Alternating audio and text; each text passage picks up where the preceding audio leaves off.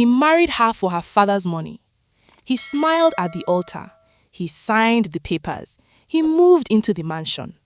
But on the night he thought he had won everything, she looked at him across the dinner table, poured herself a glass of wine, and said quietly, "Did you really think I didn't know?"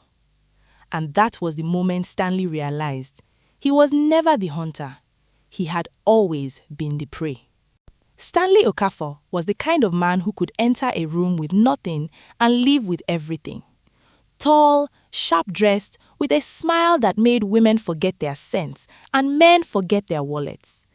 He grew up in a 2-room flat in Ajegunle, Lagos, where the ceiling leaked every rainy season, and his mother sold akara by the roadside just to keep him in school. Stanley never forgot the smell of that place. Kerosene smoke, wet concrete, and the particular sadness of a mother who was too tired to cry anymore. He told himself one thing every morning as a boy, standing in front of a cracked mirror, tying his uniform with a knot that never sat right. I will not die poor. Not like his father, who worked 30 years for a company and retired with nothing but a handshake and bad knees. Not like his uncle Festus, who borrowed money his whole life and died still owing people. Stanley was going to be different. Stanley had a plan. And by 31, that plan had a name. Her name was Nnenna Dike. Nnenna was the only daughter of Chief Raymond Dike. Oil money, old money, the kind of money that had its own security detail and a private lawyer on speed dial. People said the chief had so much land in Delta State that birds had to ask permission before landing. Nnenna herself was quiet, elegant, the kind of woman who wore simple clothes but somehow looked like a painting. She didn't flaunt, she didn't shout, she just existed in a way that made you feel slightly underdressed. Stanley met her at a corporate dinner he had no real business attending. He had borrowed a suit from his friend Clement and rehearsed 3 versions of himself in the car on the way there. When he saw Nnenna standing alone near the window, looking out at the Lagos skyline, like she was tired of everything the night was offering, he walked over and said the most honest thing he had said in years. "You look like someone who wishes she was somewhere else." She turned, she looked at him, really looked, the way people rarely look at strangers, and said, "And you look like someone pretending to belong here." They both smiled. It should have been a warning. Stanley would later understand that, but in that moment, all he felt was electricity. He told himself it was attraction. He told himself it was chemistry. What it really was the beginning of the most carefully laid trap he would ever walk into, with his eyes wide open and his ego leading the way. He pursued her for 4 months. Flowers, phone calls, showing up at events where he knew she'd be. He did his research. He knew her favorite restaurant, her mother's name, the foundation she volunteered for on Saturdays. He was strategic, methodical, every move calculated like a chess player 3 steps ahead. What Stanley did not know, what nobody had told him, was that Nnenna Dike had been watching him since before he ever said hello. The wedding was the most beautiful lie Stanley had ever told. 400 guests, a venue in Victoria Island dressed in white and gold, a live band playing songs that made old women cry and young men feel like life was still worth the trouble. Chief Raymond Dike sat at the high table in his agbaga, looking like a man who had built an empire and was now handing over the keys. Stanley stood at the altar in his perfectly fitted suit, the first suit he had ever owned that was truly his, and felt something he had not expected to feel. Not guilt, not fear, but a strange hollow victory, like winning a race you had run alone. Nnenna walked in and the whole room stood up. She was in ivory, not white, a simple dress with no excess, no drama, but she carried it like a woman who had decided that morning exactly who she was going to be. Her eyes were steady. Her smile was small and private, the kind of smile that belongs only to the person wearing it. She walked to Stanley and took his hand, and when the pastor asked if he took this woman, Stanley said, "I do," with the conviction of a man who had finally arrived. He had no idea. She was thinking, so do I. Let the game begin. The first 3 months of marriage were soft and strange. They lived in the family house in Lekki, a compound so large it had its own generator house, a garden with real flowers that someone was paid to water, and a gate man named Bola who had worked there since before Nnenna was born. Stanley walked those corridors at night sometimes, running his hand along the walls, feeling the cool plaster, reminding himself this was real. This was his now. But Nnenna was not what he had planned for. She was not soft and manageable the way he had assumed a quiet woman would be.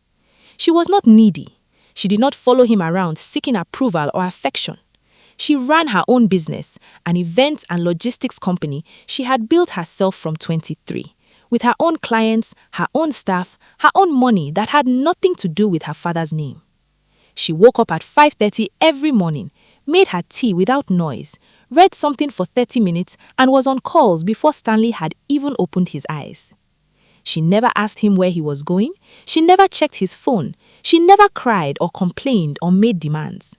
And that calm, unbothered steadiness was the thing that slowly began to crack Stanley open.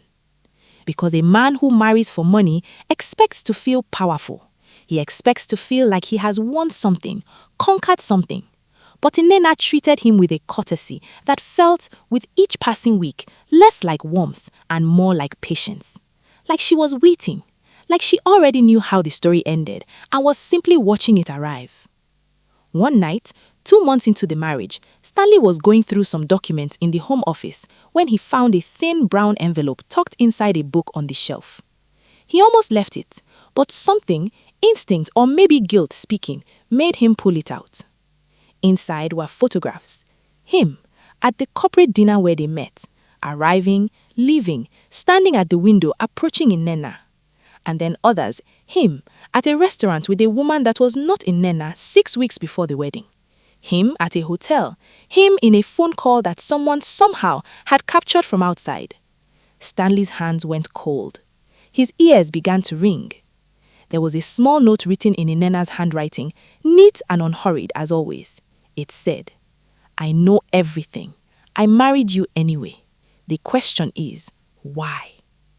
Stanley sat down on the floor of that office slowly, like the air had left his body. He sat there for a long time, and for the first time since he was a boy in Ajegunle, standing in front of a cracked mirror, Stanley Okafor did not have a plan. If this story is gripping you right now, if you felt that chill when Stanley sat on that floor, subscribe now. Turn on the notification bell.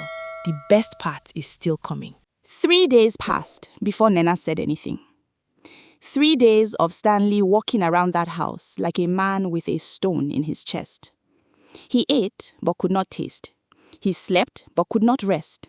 He watched Nnenna move through her morning routines, the tea, the reading, the calls, and he tried to find in her face something he recognized.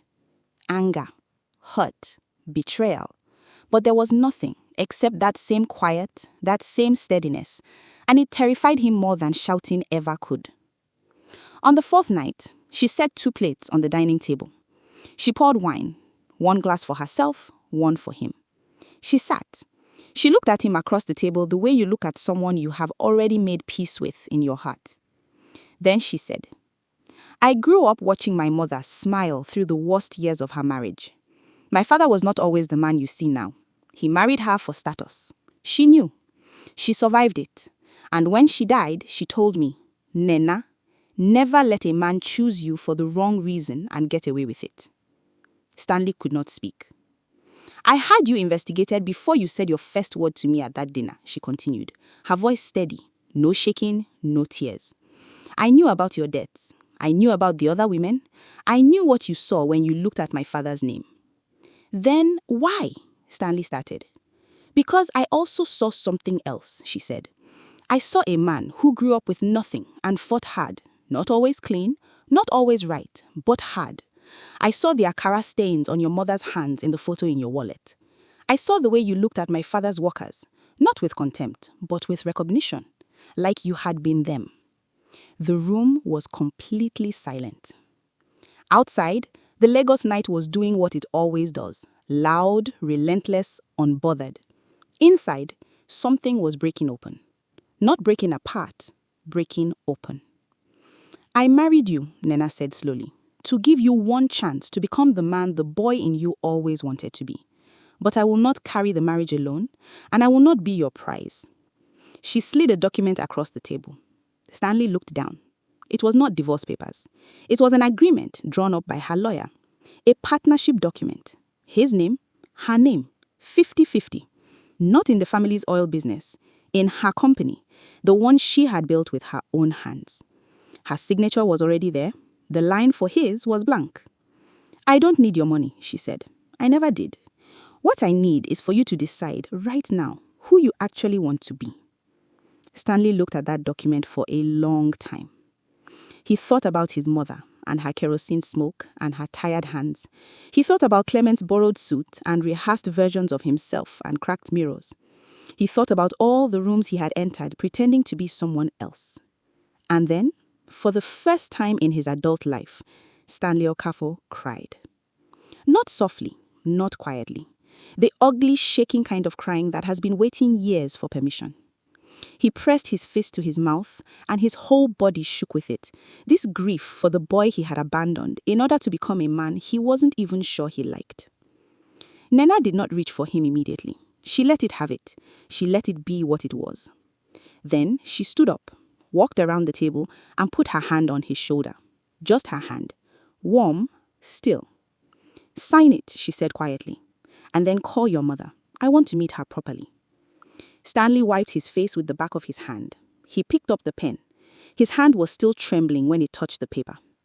He signed his real name, not the one he had been performing for years, but the one his mother gave him in that 2-room flat in Ajegunle, the one that still smelled like rain, akara, and the particular love of a woman who could not give her son much, but gave him everything she had.